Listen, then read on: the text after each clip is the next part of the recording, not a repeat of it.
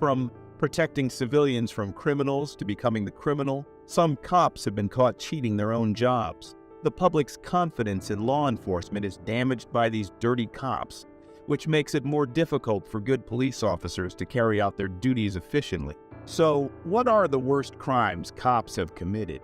Get ready to be shocked after finding out what these dirty cops have done. First, let's discuss the story of Rafael Antonio Perez. Rafael was given a job of protecting the public by lawfully dismantling gangs. Instead, he and numerous other officers from the Rampart Division of the Los Angeles Police Department conned gang members out of drugs and cash, while also stealing and manipulating police evidence. When Perez joined the LAPD's Community Resources Against Street Hoodlums or Crash Anti-Gang Task Force, in 1995, he quickly developed a reputation as a tough cop who had a good understanding of the situations in the areas west of downtown Los Angeles that were within Rampart's jurisdiction. But by August 1998, he had been imprisoned for stealing cocaine worth $800,000 from an evidence room. And by the year 2000, he had entered into a plea agreement and accused 70 of his colleagues, crash officers, of misbehavior, ranging from ingesting alcohol while on the job to murder. The city was compelled to overturn 100 wrongful convictions and make $125 million in settlement payments as a result. So, how did Rafael Perez and his top gang fighting squad end up being held accountable for the largest police scandal in Los Angeles history? In response to a rise in the drug trade and associated gang violence, the LAPD established a specialist anti-gang task force called CRASH in 1979. The Rampart CRASH unit would represent the ideology of specialized police units that function almost independently. However, CRASH represented one front in a brutal conflict for police like Rafael Perez, who joined the task team in 1995. His reputation as a street-smart, tough cop eventually led to his transfer to Rampart Division's undercover drug team. Perez was given the duty of taking down the gangs, and both his demeanor and his ability to speak Spanish well complemented this role. Like many other young police officers, Perez experienced an adrenaline high when purchasing drugs from street vendors and reveled in his position of control.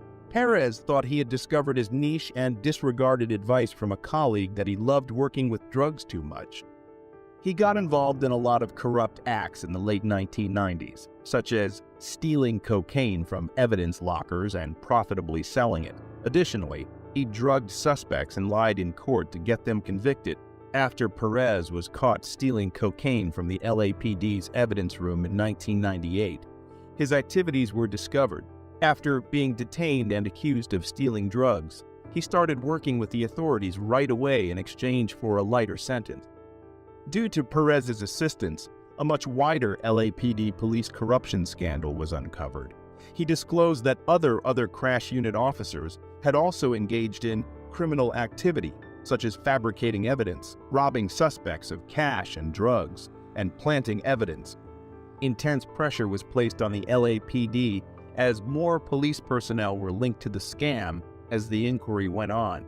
The controversy prompted considerable adjustments to the department's rules and procedures, including the creation of new oversight structures to guarantee increased accountability and openness. It was one of the biggest police corruption scandals in American history and was dubbed the Rampart Scandal. Perez received a 5-year prison term for his involvement in the corruption case. He was nevertheless only imprisoned for 2 years before being freed and put in the witness protection program out of fear for his safety. Do you think Perez should have been let go after just 2 years? Let us know your thoughts in the comments. Next, let's check out the criminal duo who were dubbed the Mafia Cops. Agents from the DEA and FBI conducted a raid on an Italian eatery off the Las Vegas Strip in 2005. On the basis of drug deal evidence acquired by a wired-up witness, they detained 2 middle-aged men. Both suspects were calmly taken into custody, one of whom had a pistol concealed in his waistband. Yet, the later unsealed indictment against the 2 men would undermine public trust in New York and bring shame on the country's largest police force. Detectives Louis Eppolito and Stephen Caracappa of the NYPD's Organized Crime Homicide Unit were, in fact, hitmen for the mafia. In 1994, the first informant who could characterize two corrupt NYPD detectives working for the mafia came forward. Prisoned Lucchese underboss Anthony Gaspipe Casso claimed responsibility for hiring their services. After being apprehended in 1993 after being on the run, Casso made an effort to negotiate a plea agreement by naming people and claimed that Caracappa and Eppolito were his crystal ball for handling informants, rivals, and potential arrests. One witness, Kaplan, testified to the most horrific instances of the mob cops crossing the line, setting up Eppolito and Caracappa to personally murder or give over for the Lucchese family's murder targets through phony arrests and traffic stop.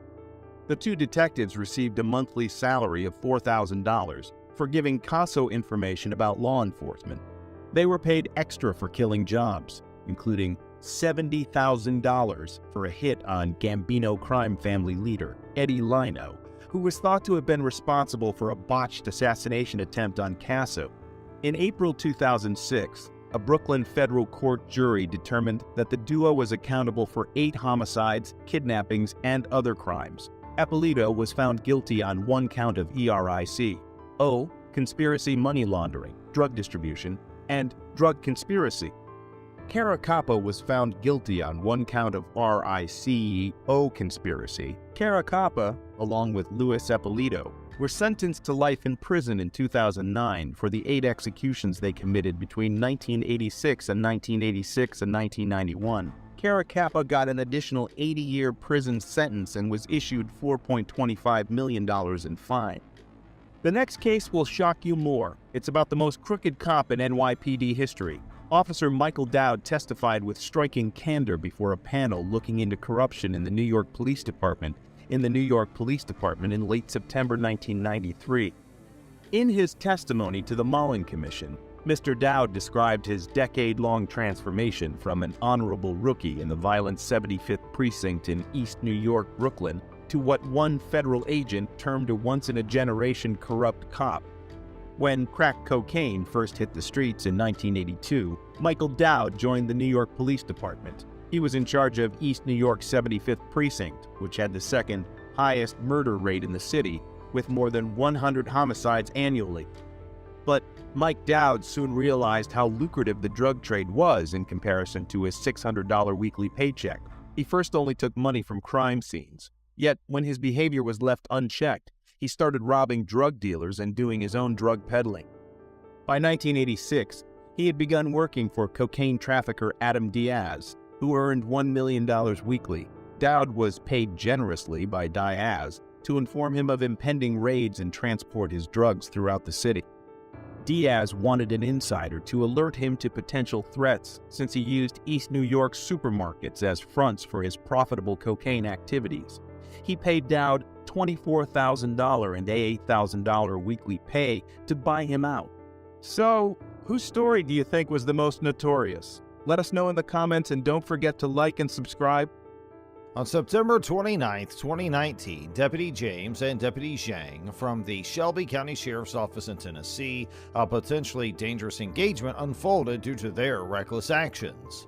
The incident began when the officers responded to a call regarding a package theft based on doorbell camera footage. The complainant, Mr. Aaron Branch's girlfriend's mother, alleged that a neighbor had taken a package from her porch. Upon arriving at the scene, Deputy James and Deputy Zhang engage with the witnesses, specifically Ms. Vernita Eccles, who identified the neighbor across the street as a suspect. She further mentioned that the neighbor might have a bench warrant for her arrest. Within minutes, the officers made their way across the street to confront the neighbor, seemingly without validating the claims made by the callers. Surprisingly, Deputy James immediately announced his intention to arrest the neighbor without properly investigating the situation. It was during this engagement that Mr. Branch, the original recorder of the incident, arrived on the scene while openly carrying a firearm on his hip. He questioned the officers about the package's ownership, leading to Deputy James ordering him to disarm for officer safety. However, Tennessee law permits citizens to bear arms for self-defense, and there's no requirement to disarm themselves around officers unless there's a legitimate safety concern. Rifles. Okay, now that box that came off the front porch, did y'all see a name on that box by any chance? We didn't get a chance to look at it because it was stolen before we got a chance to. Now, if we show you guys what the box looked like. How you doing, sir? Are you an officer, sir? Put your hands up, man. I don't need to put my hands up. This is for officer safety. I don't need to put my hands up. Hold on, Put your hands up, dude. The situation escalated as Deputy James unholstered his firearm, which Mr. Branch rightly challenged. This action was unnecessary and potentially dangerous escalation, as Mr. Branch was not displaying any behavior that indicated he posed a threat to the officers. Deputy James cited a state statute to justify his actions, but his interpretation was flawed considering the circumstances. Furthermore, the officers threatened to arrest Mr. Branch and his girlfriend for disorderly conduct, despite being on private property. The proper procedures is you're supposed to ask if he has his handgun permit. You don't know. Okay. Yes, I do. Hey. Yes, I do. We went to the class. Yes, I do. I don't need to keep my hands up. Yes, put your gun away. This is for officer safety. This is for officer safety. Okay, can he just step in the house then? No, I need that. We're not talking to you, man. I'm in my car right now. We're not talking to you right now. We're not talking to you We'll go right in the now. house then. I don't need to go in there. I haven't committed a crime. You have a permit. We're not saying. Where's your permit? Amber, record Officer James. We're gonna make a start today. I'm gonna make a start at James today. I'm gonna make you a start, James. I'm gonna make you a start today. Step away, man. We're not talking to you. Okay. Let me see your permit. Okay. Keep this arm up. Let me see your permit. I don't need to keep anything. I can do whatever the This is officer safety. No, sir. do whatever do what you do. Do your Police job. officers are police officers are in your presence. The First Amendment protects speech on private property, and the officer's threats infringed upon this right. Legal precedents underline the special protection for personal liberties within one's home. The officer's subsequent behavior with an unidentified woman, initially detained due to the reported theft, raises Fourth Amendment concerns. While reasonable suspicion justified her initial detention, the officers extended her handcuffed detention in a police cruiser even after she provided evidence that could have dispelled their suspicions. Courts have ruled that such extended detentions could transform investigative stops into arrest, violating the Fourth Amendment. There it is. That's not Okay. how You go to law law school? works. You I did go to law school. Okay, you passed the bar? I did So pass you're a the bar. lawyer? I am a lawyer. Okay. I don't have to Just disarm go in the myself. house. That's not how the Just law go in the works. house. Come here. I'm not going anywhere with Come you. here. Just go I in have the not house. committed a crime. They know I haven't committed a crime. Okay, They know I have not Amber. committed a crime. Amber, I want you to record them. I'm gonna make stars out of both of them. James ahead. and Zing. I'm gonna make big stars out of them. I love tyrants. I love tyrants like yourself. Either you step inside or you go to I'm jail. a private. I'm a law-abiding citizen. 5, 4, I'm not your child. Wait, hold on, wait. Child. I'm not his child. Bro, you're not scaring nobody with that fucking permanent question or whatever. You're not talking about. Despite these issues, Mr. Branch managed to de-escalate the situation through assertive dialogue. He challenged the officers' actions while maintaining composure and asserting his rights. Eventually, the officers released the detained woman, but not without her being held for an excessive duration. Now, let's move on to the next investigation. In an incident that occurred on July 3, 2021, officers from the Elkhart Police Department were called to respond to a disturbance at a hotel in Elkhart, Indiana. The officers stopped 3 teenagers whom they believed to be responsible for the disturbance and demanded that they identify themselves. As tensions began to rise, one of the bystanders at the scene started recording the encounter. It doesn't matter. Talking about us. It doesn't matter. It doesn't matter. He doesn't want you guys back here. And to verify that, I need your names so that if you do show up again, you can then go to jail. Okay? So what is your name? Before I put you all in handcuffs and take you all to jail. Okay. Then you're gonna. I ain't going to jail. Okay. What is your name? Y'all ain't got no ride, man. We do. We waiting. Despite the potential escalation, the officers did not conduct a thorough investigation into the situation. According to best practices for police interactions, responding officers are expected to perform comprehensive preliminary investigations, including interviewing witnesses to accurately determine suspects. However, the officers in this case seemed uninterested in investigating further and instead continued to insist that the teenagers provide their identification. Because we can't verify that you are the parent or guardian. We can't do that. So again, I'm going to ask again before you all go in. Does that make sense? What is your name? Like, we can't just release. Well, hold on, let me talk to them. Let's talk about it. But if they weren't part of the confusion, then I don't understand what's going on. I told you multiple times. The boys and bystanders maintained that they were not involved in the initial disturbance, but the officers did not seem willing to consider this possibility. The officers' conduct raised questions about their failure to follow proper investigation procedures, even though there is no legal obligation for police officers to conduct in-depth investigations. You're not in trouble, man. But if you keep playing this game, I want him to come out here before I say anything else. They gone. They went out the back door. Huh? They went out the back door. No, I'm talking about the manager that said that we was because he know it's not us. No, it wasn't them. Exactly. That's why I want him to come out here. He doesn't want to come out here right now. Okay, Man, he has a job to do, which is in. inside. No, because he doesn't want you inside. He doesn't want you on the He property. don't know it. The bystander recording the incident questioned the officer's authority to detain the teenagers based on Indiana's trespassing laws. He argued that since the teenagers had not refused to leave the property when asked, they could not be considered trespassing. The officer countered by citing Indiana trespassing law, which allows charges to be brought against individuals who knowingly or intentionally refuse to leave private property after being asked to do so by the property owner or their agent.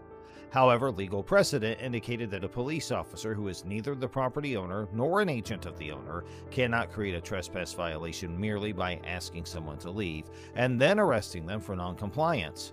In this instance, the officers were acting in their capacity as police officers and not as agents of the property owner, so their detention of the teenagers on suspicion of trespassing seemed unjustified. These are not them. These are not them. So, would you like these gentlemen also trespass on the property? We didn't have nothing to do with that. Yes. No, they had nothing to do with it. All right, man, get my. Stand up. The other dude jumped out the gun. It was taller boys who are probably already all gone because they knew that you were coming and they don't want to That's what deal I with police. said. Until he come out here. Fair enough, but when I walked in, he pointed to you gentlemen. Man, that's Right all now, I he him to just come got out. my- You got my name for nothing. You got my name for He nothing. didn't want to come out. It wasn't that hard for him to come out here and clear it up. He trying to put it in here because take me Sure, to jail. because you're not cooperating. He's not doing his It's job easy right. for me to control the Not doing his situation. job right. I am doing my job right. See, y'all don't know What's your name, badge number? He was talking about. They was in there talking about gunplay with this dude, man. That's Sure, what I said. and Y'all when I didn't have got nothing here, to do with listen, it. when I got here, Yeah. he pointed to these gentlemen. We told you it was Okay, The description that he gave. I can't take your word for it when he pointed to you. Furthermore, Indiana law does not have a stop and identify statute that mandates individuals to provide identification during criminal investigations. The statute requires individuals to provide identification to law enforcement officers, and that only applies when someone is stopped for an infraction or ordinance violation. This means that the officer's demand for identification lacked a legal basis. He did. He pointed to you. already in there, He bro. pointed to you. I don't want to hear Okay. your That's conversation. why. Name and badge number, please. Is an LCAR policy for you to identify yourself to the My public? guess is they probably already left Okay. because they all probably have their licenses That's fine. and they drove off because they didn't want to deal with you guys. The situation escalated further when one officer claimed that the hotel manager had misidentified the teenagers as the perpetrators of the disturbance. Despite the assertion from the bystanders that the detained teenagers were not involved, the officers seemed unwilling to reconsider their actions. The bystanders and teens remained composed, and with the intervention of the bystanders, the officers were eventually compelled to release the teenagers. Now let's take a look at another investigation. In a notable incident on June 12, 2020, a confrontation between an Amazon delivery driver named Deja Murphy and property owner Keith Miller in Lowell, Indiana, has brought to light the complexities of enforcing laws on private property. The incident, originally reported by the Times of Northwest Indiana and discussed on Lackluster's channel, involves issues related to traffic laws, private property rights, criminal confinement, and police authority. The situation unfolded when Miller, convinced that Murphy was speeding on his property, employed his truck to block her exit. Good luck, buddy. No. Bottom line is, I need your ID. Sure. You're going to pull your truck in your driveway. I'm going to get her information. I'm going to do a report, and we're going to go about our day. I'm going to get my wallet from my office. Huh? I'm gonna No, you're not. You're going to just give me your name and information. Oh, sure. I'm going to. You want me to write it down for you? Yeah. I don't need. I'm not spending all day with this. This is I ridiculous. asked, and we have since put cameras up. I just said, What's your last name? Miller, Miller. He proceeded to demand her identification, thereby initiating a tense standoff. Responding to Murphy's call, Officer John from the Lake County Sheriff's Department arrived at the scene.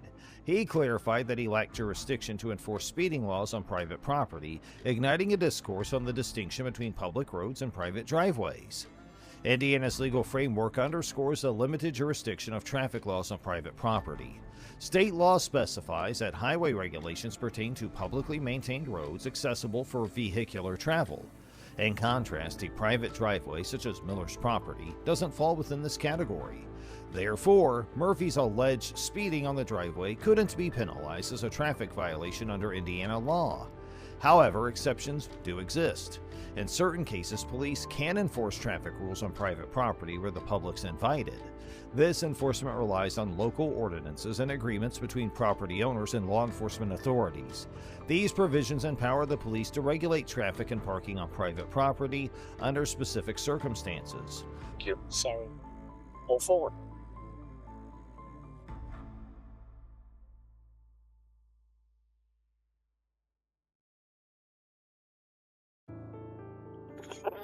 Okay, ma'am. Okay. I need your license. Okay. And may I ask why did Because you called the police, he called the police, Just making and sure. I'm called here. That's why I need your information. That's all the information I need. And he's upset because you were speeding. But I y'all told him was- he couldn't do what he's doing.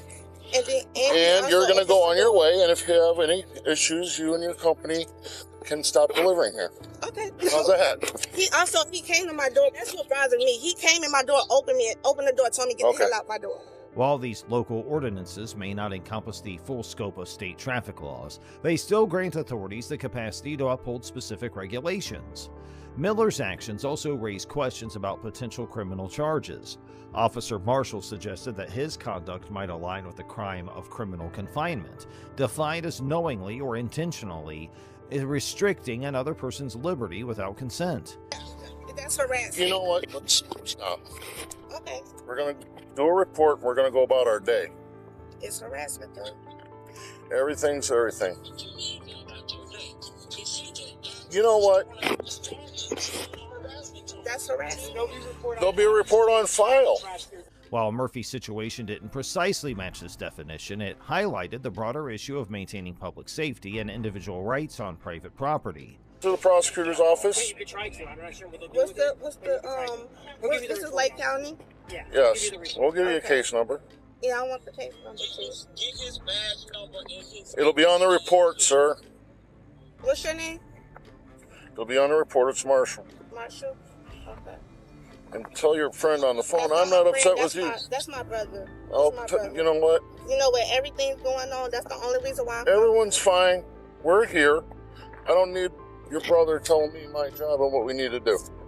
I think you need to get a hold of your supervisor and tell him Oh, no, we already talked. Okay. She was on the phone when all of this Get hold of your supervisor. What's the phone number you can reach that? 219-779. The incident also touched on the concept of harassment. However, Indiana law defines harassment as involving communication with an intent to harass, annoy, or alarm another person without legitimate communication. Because this definition doesn't cover in-person interactions, Miller's actions toward Murphy, while unsettling, might not fall within the legal definition of harassment. Fundamentally, the incident underscores the scope of police authority concerning private property and the need to strike a balance between individual rights and public welfare.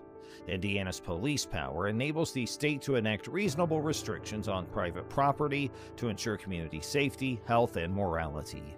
While the jurisdiction of traffic laws on private driveways remains limited, criminal violations, regardless of the location, can still lead to police intervention.